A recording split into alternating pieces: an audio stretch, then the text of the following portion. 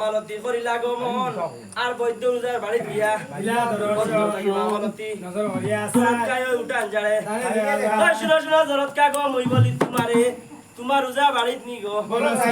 6 মাসে যারা দাঁড়িয়ে আইলা আর 6 মাসের খানা খাইলা আর 6 মাসে নিদ্রা গেলা পালঙ্গে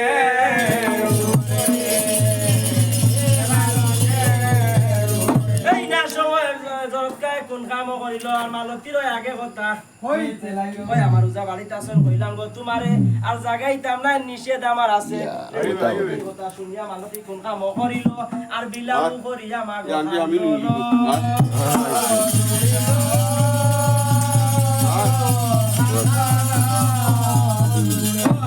রে হতো নিদ্রা